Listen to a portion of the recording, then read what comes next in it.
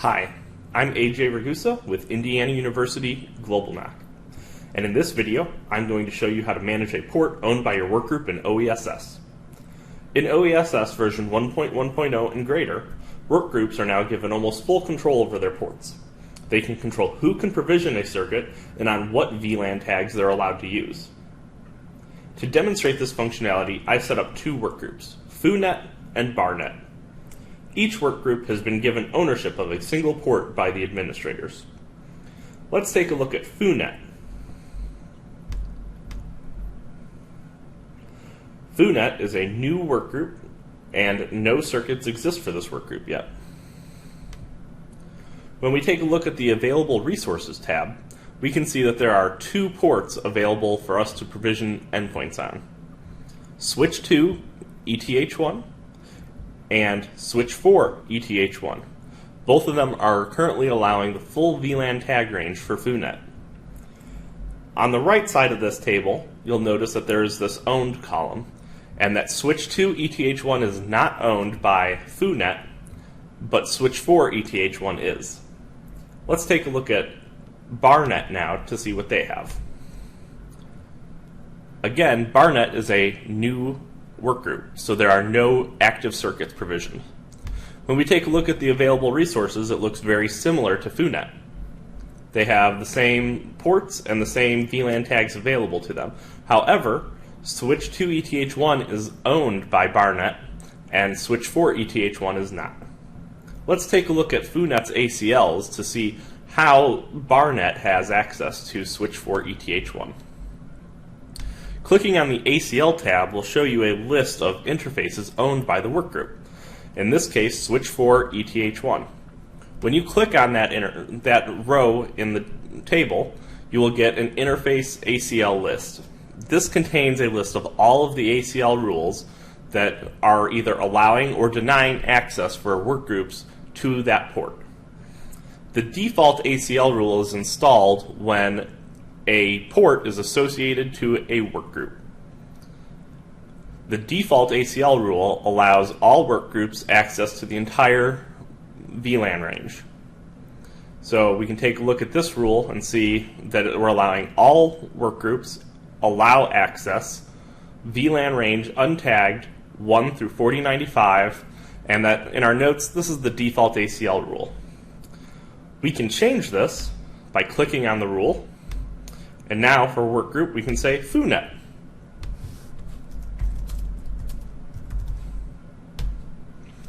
When we click Save now, we've modified our rules so that way FooNet now has allow untagged 1 through 4095, and we've changed the notes to say this is our ACL rule. Let's take a look and see how that affected BarNet. BarNet now has no provisioning access to Switch 4 ETH1 because there is no allow rule for it. If there's no rule listed, then it's an implicit deny. Back over at FooNet, we want to collaborate with BarNet. So we're going to add a rule, we're going to allow, and we're going to let them use VLANs 100 through 200 to provision.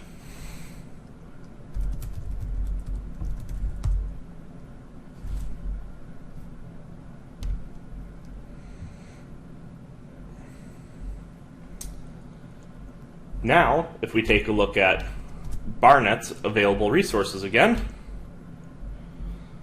BarNet now has access to Switch 4 ETH1, VLAN tags 100 through 200.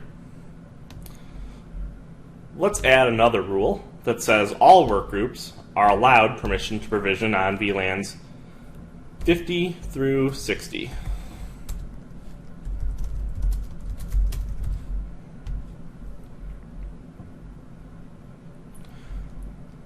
When we see BarNet's available resources again, we can see that now they're allowed 50 through 60, 100 through 200. Now, an important aspect of the ACLs is the order in which they are evaluated. For example, let's deny BarNet access to VLAN 55.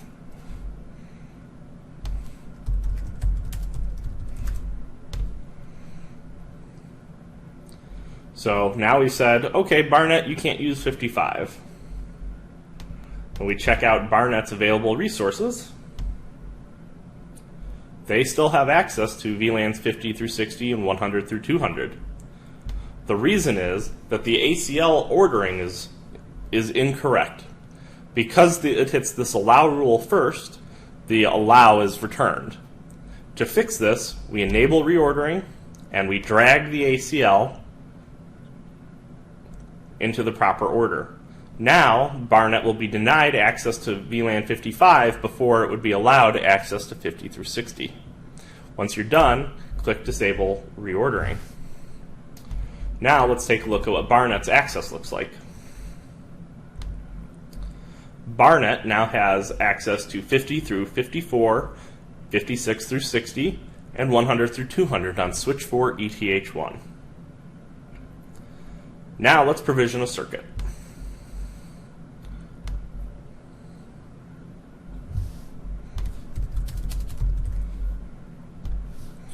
When you're selecting your endpoints that you can select are in blue. In switch 2's case, switch 2 Ethernet 1 is owned by the current workgroup Barnet. So their ACL rules allow full access to the entire VLAN range.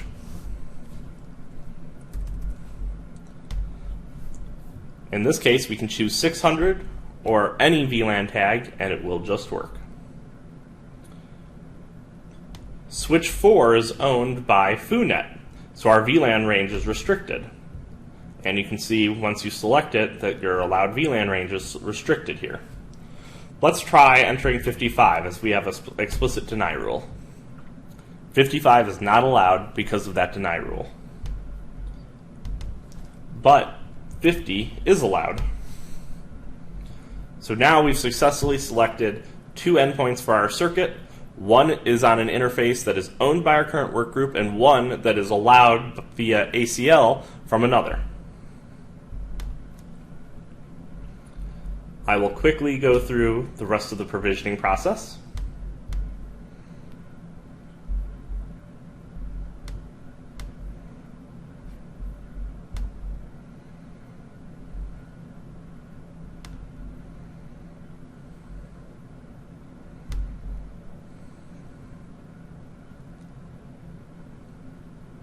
And my circuit is now provisioned. Since Barnet is the owner of this circuit, they have ability to edit, remove, change the path, and force reprovision. They can also see all of the standard aspects of the circuit. If we go back over to FooNet, they did not provision the circuit and they don't own it.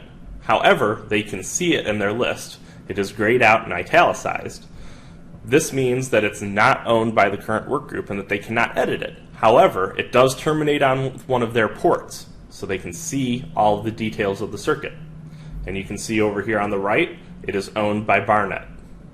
Clicking on this row in the table will take you to the circuit details page, where you can see the bandwidth being used. You can also see who owns the circuit, but notice you do not get the ability to edit the circuit.